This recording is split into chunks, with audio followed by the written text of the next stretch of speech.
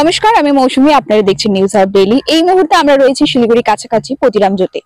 শীতকাল পড়তেই শুরু হয়ে গিয়েছে স্ট্রবেরি চাষের চাহিদা, আর তারই কিন্তু চাহিদা রয়েছে শিলিগুড়ি শহরে। আসলে কি কারণে এত চাহিদা জেনে নিই আমরা বিস্তারিত। শিলিগুড়ির জলপাই মোড়ের কাছে মৃতছায়া পতিরামজোতে স্ট্রবেরি চাষ করে তাক লাগিয়ে দিচ্ছে চাষিরা। কয়েক বছর ধরে এখানে জৈব পদ্ধতিতে স্ট্রবেরি চাষ করে চলেছেন চাষিরা। মৃতছায়া পতিরামজোতের এই স্ট্রবেরি প্রায় একাই দখল করে রেখেছে শিলিগুড়ির বাজার।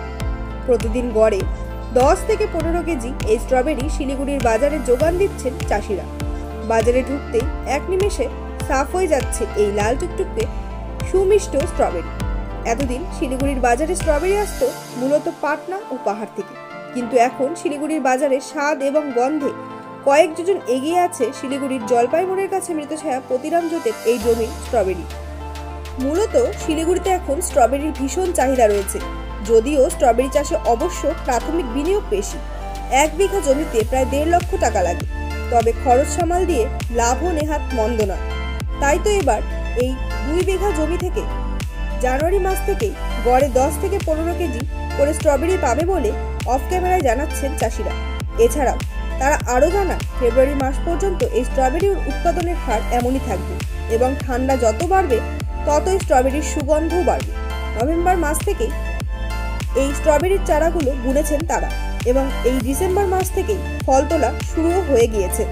প্রথমে 2 কেজি, পরে 5 কেজি করে শুরু হয়ে এখন উৎপাদনও বেশ বেড়েছে তাদের, এবং বাজারে এই প্রতি কিলো স্ট্রবেরির বিক্রি করছেন তারা প্রায় 400 থেকে 500 টাকা দর।